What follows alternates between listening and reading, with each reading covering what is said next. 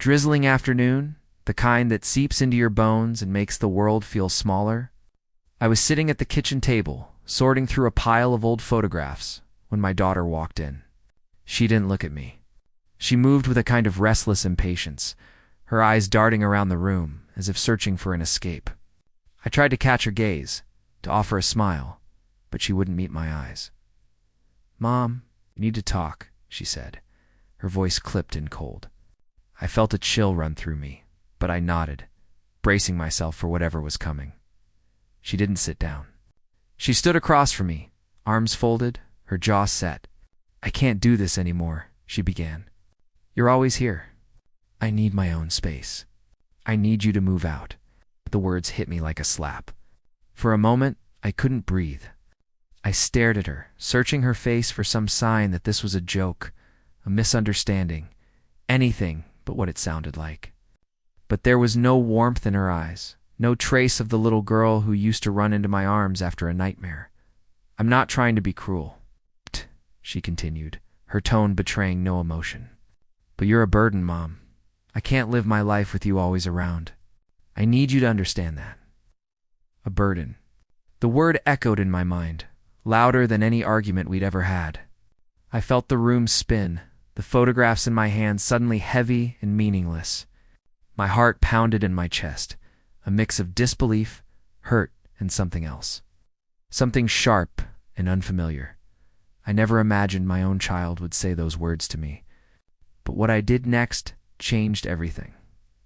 If you had asked me, years ago, what I wanted most in life, I would have answered without hesitation to give my daughter everything I never had. My own childhood was marked by absence, my father gone before I could remember his face, my mother working herself to the bone just to keep a roof over our heads.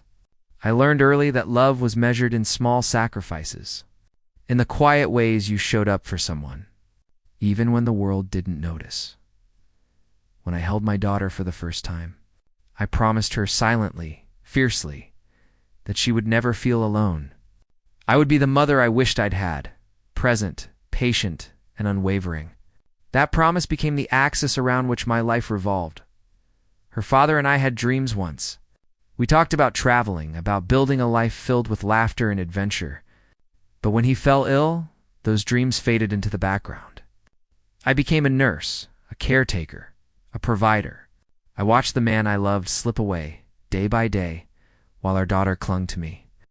Her small hand seeking comfort I barely knew how to give. When he was gone, I stood in the doorway of our empty bedroom and made another promise. I would not let grief swallow us whole. I would keep going for her. The years that followed were a blur of work and worry. I took on extra shifts at the hospital, sometimes working through the night and coming home just in time to make her breakfast. I learned to stretch every dollar, to fix leaky faucets and patch torn clothes, to smile through exhaustion so she would never see how tired I truly was.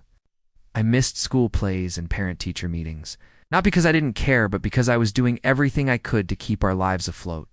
Still, I left notes in her lunchbox, little hearts and reminders that I loved her. Hoping she would feel my presence even when I couldn't be there in person, there were moments of joy. 2 quiet mornings when we'd sit together on the porch, sipping cocoa and watching the sun rise. I remember the way her laughter would fill the house. It's the way she'd curl up beside me on the couch, her head resting on my shoulder as we watched old movies. I saved every drawing she made, every handmade card, tucking them away in a box I kept at the back of my closet. They were my treasures, proof that I was doing something right, even when everything else felt uncertain. As she grew older, the sacrifices changed shape, but never stopped. I put off buying new clothes for myself, so she could have the dress she wanted for the school dance. I worked weekends so she could go on field trips, so she could have the things her friends had. When she struggled with math, I stayed up late, relearning equations I hadn't seen in decades just so I could help her. When she had her first heartbreak, I held her as she cried, whispering that she was strong, that she would get through it, even as my own heart ached for her. I watched her blossom, first into a bright, curious teenager, then into a young woman with dreams of her own. She wanted to go to college, to see the world, to make a name for herself. I encouraged her, even when the thought of her leaving filled me with a quiet dread. I wanted her to have every opportunity, every chance I never got. So I worked harder, saved more, and when the time came, I helped her pack her bags. Hiding my tears behind a smile, the house felt impossibly empty after she left. I wandered from room to room, touching the things she'd left behind. A forgotten scarf, a stack of books, the faded posters on her bedroom wall. I told myself it was a good thing that this was what I'd worked for, her independence, her happiness. I filled the silence with work, with volunteering, with anything that would keep the loneliness at bay. She called often at first, her voice bright and eager as she told me about her classes, her new friends, the city she was learning to call home. I listened, offering advice when she asked, biting my tongue when she didn't. I sent care packages, cookies, photos, little reminders of home. I wanted her to know that no matter how far she went, she was never alone. When she graduated, I was there in the front row, cheering louder than anyone. I watched her cross the stage, her eyes searching the crowd until they found mine. For a moment, I saw the little girl she used to be, and I felt a surge of pride so fierce it brought tears to my eyes. After the ceremony, she hugged me tightly, whispering, "Thank you, Mom. I couldn't have done it without you." In that moment, every sacrifice felt worth it. She moved back home for a while after college, unsure of her next steps. I welcomed her with open arms, happy to have her close again. I cooked her favorite meals, listened to her worries, tried to give her space while still being there when she needed me. I thought we were building something new, a friendship between adults, a partnership built on mutual respect. But slowly, things began to change. She grew restless, frustrated by the limitations of our small town, by the routines that had once comforted her. She started spending more time out with friends, coming home late, barely speaking to me except to ask for money or a ride. I tried to be patient, to remember what it was like to be young and searching for your place in the world. I told myself it was just a phase, that she would find her way back to me. I never imagined that all those years of sacrifice, all the love and effort I poured into her, would one day be forgotten, or worse, resented. I never thought the home I built for us, brick by brick, would become a place where I was no longer welcome. But as I sat at that kitchen table, her words echoing in my mind, I realized that the past and the present had collided in a way I could never have predicted. The warmth of our shared history now felt like a distant memory, overshadowed by the cold reality of her rejection. And in that moment, I knew that everything was about to change. The days that followed our confrontation felt like moving through a fog. I replayed her words over and over, searching for some hidden meaning, some sign that I had misunderstood. But there was no mistaking the look in her eyes, the finality in her voice. I was a burden. The daughter I had raised with every ounce of love and sacrifice I could muster now saw me as an obstacle, an inconvenience in her carefully curated life. At first, I tried to convince myself it was just a moment of frustration, that she would come to me with an apology, arms open, ready to talk. I waited for her to knock on my bedroom door, to sit beside me on the bed, like she used to when she was little. When the world felt too big and she needed her mother's reassurance. But the days stretched on, and the silence between us grew heavier. She began to avoid me, slipping out early in the morning and returning late at night. When we did cross paths, her words were clipped, her tone impatient. She no longer asked about my day or shared stories from hers. The warmth that once filled our home was replaced by a chill that seeped into every corner. I found myself tiptoeing around my own house, afraid that even the sound of my footsteps might annoy her. One evening, I overheard her on the phone in the living room. She didn't know I was standing in the hallway, just out of sight. Her voice was low, but the words were clear enough to cut through the air. "I can't keep living like this. She's always here, always needing something. I just want my own space. I wish she'd get the hint and leave already." I pressed my hand to my mouth, stifling a gasp. My heart pounded in my chest, a mix of hurt and disbelief. I wanted to burst into the room to demand an explanation, but I couldn't move. I stood there, rooted to the spot, listening as my daughter, my only child, spoke about me as if I were a problem to be solved, not a person to be loved. That night, I lay awake, staring at the ceiling. The words burden and leave echoing in my mind. I thought about all the times I had put her needs before my own, all the dreams I had set aside so she could chase hers. I wondered when I had stopped being her mother and started being her inconvenience. The next morning, I tried to reach out. I made her favorite breakfast, pancakes with blueberries, just like when she was a little girl. I set the table, hoping the smell would draw her out of her room, hoping we could talk, that I could somehow fix whatever had gone wrong between us. But she came into the kitchen, glanced at the food, and muttered, "I'm not hungry," before grabbing her bag and heading out the door. I sat at the table alone. The pancakes growing cold, my appetite gone. I stared at the empty chair across from me and felt a wave of grief wash over me. It was a different kind of loss than when her father died, sharper, more personal. This was the loss of a relationship I had spent a lifetime building. The slow unraveling of a bond I thought could never be broken. As the days passed, the distance between us only grew. She stopped telling me where she was going or when she'd be back. She started bringing friends over without asking, laughing and talking loudly in the living room while I hid away in my bedroom, feeling like a stranger in my own home. I tried to remind myself that she was young, that maybe she just needed space, but the hurt lingered, festering like an old wound. Then came the moment that changed everything. I was in the hallway, sorting through the mail, when I found a letter addressed to her from a local real estate agent.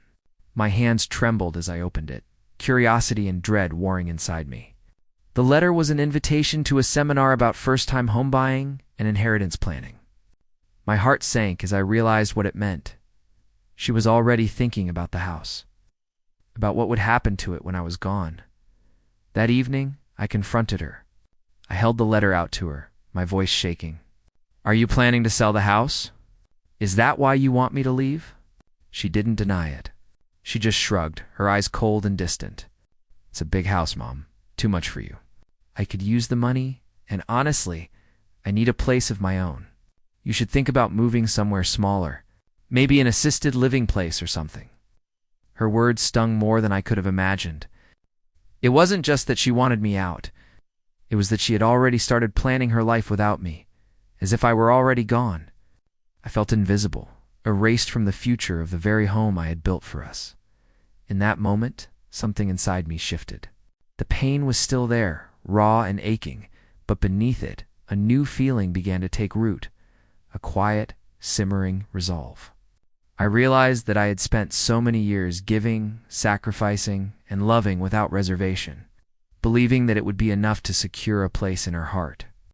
But now, faced with her betrayal, I understood that I needed to find a way to reclaim my own worth, to remind myself that I was more than just a burden to be cast aside. The turning point had come, and though I didn't know what would happen next, I knew I couldn't go on living in the shadow of someone else's indifference. Something had to change, and for the first time in a long while, I was ready to make it happen that night. After our confrontation, I sat alone in my bedroom, the house eerily quiet except for the distant hum of traffic outside. I stared at the faded wallpaper, tracing the delicate pattern with my eyes, and wondered how a place that once felt so full of life could now feel so empty. The silence pressed in on me, heavy and suffocating, and I found myself questioning everything I had ever done as a mother. Had I loved her too much? Had I made it too easy for her to take me for granted? I replayed every moment of her childhood, searching for the misstep, the moment when things had started to unravel. I remembered the nights I stayed up late sewing costumes for her school plays, the mornings I woke before dawn to make her favorite breakfast, the afternoons spent cheering her on from the sidelines, rain or shine. I remembered the sacrifices, the small and the large, and wondered if any of it had truly mattered. A part of me wanted to believe that this was just a phase, that she would come to her senses and realize how much she needed me. But another part, the part that had been bruised by her words, knew better. I had become invisible in my own home, a ghost haunting the edges of her life. The realization stung, sharp and cold. I felt a wave of grief so deep it threatened to pull me under. I thought about leaving, about packing my things and disappearing without a word. Maybe then she would understand what she had lost. Maybe then she would remember the mother who had always been there, quietly holding everything together. But the thought of leaving the house I had poured my heart and soul into, filled me with a different kind of sorrow. Every corner held a memory. Every creak in the floorboards a reminder of the life we had built together. I wandered through the rooms that night, running my fingers along the banister, pausing in the doorway of her old bedroom. The walls were still covered in the faded remnants of her childhood. Stickers, posters, a growth chart marked with pencil lines. I sat on the edge of her bed and let the memories wash over me. The sound of her laughter, the feel of her small hand in mine, the way she used to curl up beside me when she was scared. I wondered where that little girl had gone, and if I would ever find her again, as the hours passed. My sorrow slowly gave way to something else, a quiet, simmering anger. Not just at her, but at myself. I realized I had spent so much of my life trying to be everything for her that I had forgotten to be anything for myself. I had allowed her needs and wants to eclipse my own, believing that was what good mothers did. But now, faced with her rejection, I saw the cost of that selflessness. I had given her everything, and in doing so, I had lost myself. I sat in the darkness, wrestling with my thoughts, and for the first time in years, I asked myself what I wanted. Not for her, but for me. The answer came slowly, quietly, but with a certainty that surprised me. I wanted respect. I wanted to feel valued, not just as a mother, but as a person. I wanted to reclaim the parts of myself I had set aside for so long. A plan began to take shape in my mind. Tentative at first, but growing stronger with each passing hour. I realized that I didn't have to accept her version of the story, didn't have to play the role of the burden she had cast me in. I could choose a different ending, one where I stood up for myself, where I took back control of my own life. As dawn crept through the windows, painting the walls with pale gold, I felt a sense of calm settle over me. I knew the road ahead would not be easy, that there would be pain and uncertainty. But for the first time in a long while, I felt a spark of hope. I wasn't done yet. If my daughter thought I was a burden, she was about to learn the true cost of taking me for granted.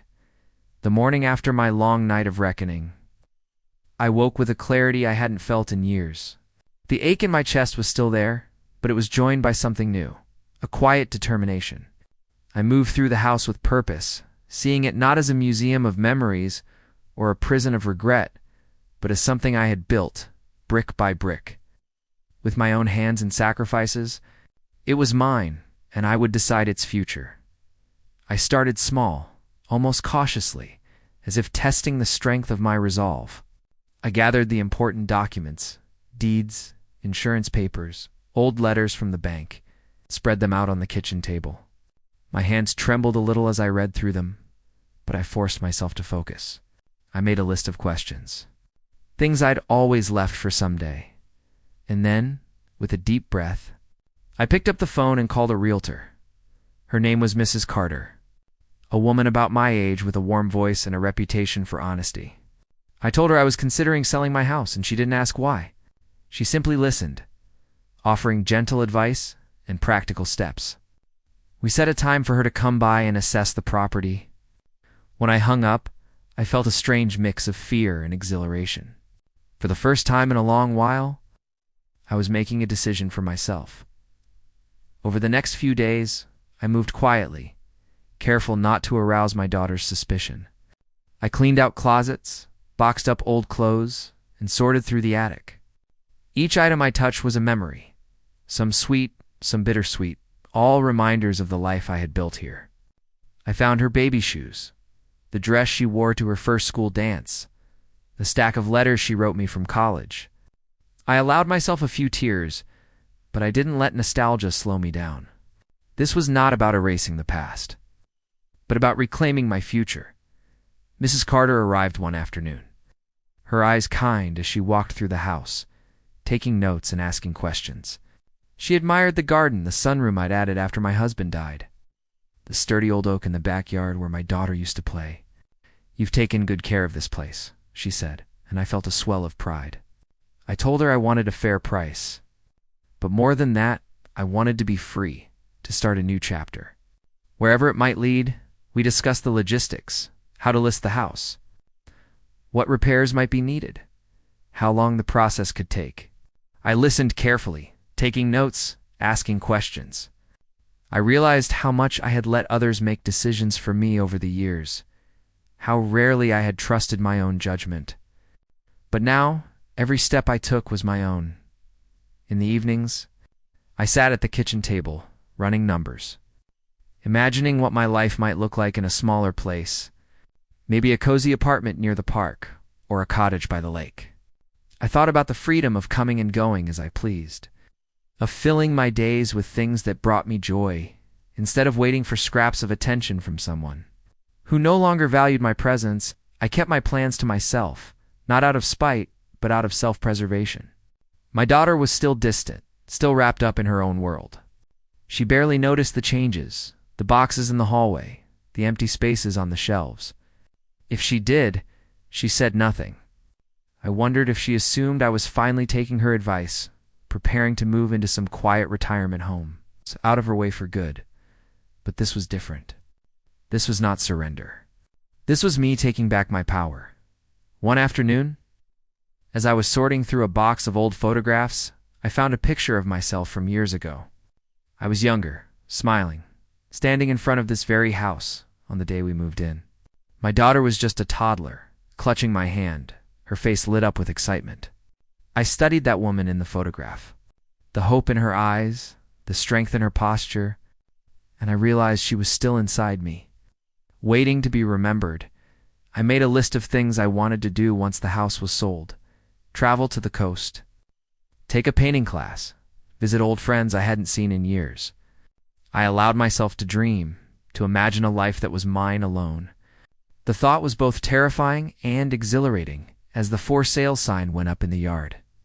I felt a surge of anxiety, but also a deep sense of relief. I was no longer waiting for someone else to decide my fate. I was choosing my own path, even if it meant stepping into the unknown. I knew my daughter would be shocked, maybe even angry, when she found out. But I also knew that I could no longer live my life in the shadow of her expectations. I had given her everything I could. Now it was time to give something back to myself. With every box I packed, every phone call I made, I felt the weight of her words. Your burden grow lighter. I was not a burden. I was a woman who had loved deeply, sacrificed endlessly, and now, finally, was learning to love herself enough to let go. The plan was in motion, and there was no turning back.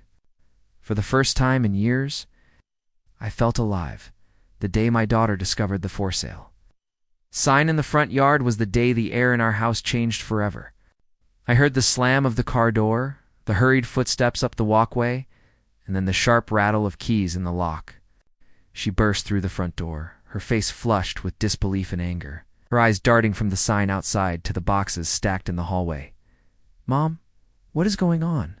she demanded, her voice trembling with a mixture of fear and outrage. "Why is there a sign in our yard? Are you selling the house?" I looked up from the kitchen table where I'd been sorting through a stack of old letters and met her gaze. For a moment, I saw the little girl she used to be, confused, vulnerable, desperate for answers. But the years had changed us both. I knew this conversation would be different from any we'd had before. "Yes," I said quietly, my voice steady. "I'm selling the house." She stared at me, her mouth opening and closing as if she couldn't quite process the words. "You can't do that. This is our home. This is supposed to be mine one day. You know that. Why would you do this without telling me?" I took a deep breath, feeling the weight of every sacrifice. Every sleepless night, every moment I'd spent putting her needs before my own. "Because, sweetheart, you made it clear that I'm not welcome here anymore. You told me I was a burden. You told me to leave. So I am." Her eyes widened, and for a moment, I thought I saw a flicker of regret. But it was quickly replaced by anger. "That's not what I meant. I just needed some space. You're overreacting. You can't just sell the house out from under me." I stood up, my hands trembling only slightly as I steadied myself. "This house was never yours to inherit. It was never a promise, never a guarantee. It was my home, built with my hands, my sacrifices, my love. I gave you everything I could, but I will not give you the right to treat me as if I am disposable." She shook her head, tears brimming in her eyes. "You're being selfish. You're ruining everything. What am I supposed to do now?" I walked over to her, placing a gentle hand on her shoulder. "You're supposed to live your life, just as I am finally learning to live mine. I spent so many years believing that my only purpose was to make things easier for you, to give you everything I never had. But somewhere along the way, I forgot that I mattered too." She pulled away, her voice rising. "You're punishing me. You're doing this just to hurt me?" I shook my head, sadness and resolve mingling in my chest. "No, I'm not punishing you. I'm setting myself free. I'm choosing to value myself, to stop waiting for your approval or gratitude. I hope one day you'll understand that this isn't about revenge. It's about respect. For both of us." She stood there, silent, her anger slowly giving way to something softer, confusion, maybe even shame. The silence stretched between us, heavy with all the things we'd never said, all the wounds we'd never healed. Finally, she whispered, "I never thought you'd actually leave." I smiled, a bittersweet ache in my heart. "You didn't lose me, you gave me away." The words hung in the air, echoing through the empty rooms, settling into the walls like a final irrevocable truth. I saw her shoulders slump, the fight draining out of her as she realized that things would never be the same. We stood there for a long moment. Two women bound by blood and history, separated by choices and words that could never be taken back. I wanted to reach out, to comfort her, to tell her that I still loved her, that I always would. But I knew that love sometimes meant letting go, even when it hurt. She turned away, wiping her eyes, and walked out of the room. I listened to her footsteps fade down the hallway, the sound of a door closing softly behind her. I felt a strange sense of peace settle over me, a quiet certainty that I had done the right thing. Even if it broke my heart, I returned to the kitchen, finished sorting my letters, and looked around at the boxes, the memories, the life I was leaving behind. I knew there would be more tears, more difficult conversations, but I also knew that I was finally standing up for myself, finally choosing a future that belonged to me. As the sun set outside, casting long shadows across the floor, I allowed myself to hope for her, for me, for the possibility that one day we might find our way back to each other, not as mother and burden, but as two women who had learned at last to respect themselves and each other. And as I turned off the lights and prepared for the next chapter, I knew that what I did next would change everything. Not just for me, but for both of us in the weeks that followed. The house slowly emptied, room by room. Each box I packed was a small act of letting go, a faded photograph, a chipped mug, a stack of letters tied with ribbon. I moved through the process with a quiet sense of purpose, no longer weighed down by regret or second-guessing. The ache of my daughter's words still lingered, but it was softer now, dulled by the knowledge that I had finally chosen myself, the day I handed over the keys. I stood in the doorway for a long moment, taking in the sunlight streaming through the windows, the echo of laughter that still seemed to linger in the walls. I thought about all the years I'd spent here, raising a child, building a life, weathering storms, both literal and figurative. I thought about the dreams I'd set aside, the love I'd poured into every corner, and the woman I had become in the process. I didn't cry as I closed the door behind me. Instead, I felt a sense of peace, a gentle release. I was not running away from my past, but stepping into a future I had chosen for myself. For the first time in decades, I was free to imagine what my life could be, unburdened by old expectations. Unafraid of being alone, I found a small apartment on the edge of town. With a view of the park and enough sunlight to fill the rooms with warmth, I filled it with things that made me happy: books, plants, a bright blue kettle for my morning tea. I signed up for a painting class, something I'd always wanted to try but never made time for. I reconnected with old friends, spent afternoons walking by the lake, and discovered a quiet joy in the simple routines of my new life. My daughter called a few times, her voice tentative, uncertain. Our conversations were brief, awkward at first, but slowly a new kind of honesty began to grow between us. She apologized, haltingly, for the things she'd said, and I forgave her, not because I had to, but because I wanted to. I realized that forgiveness was not a gift I gave her, but a gift I gave myself. I learned that boundaries are not walls, but bridges. Ways to protect what matters most, while still leaving room for love to return if and when it's ready.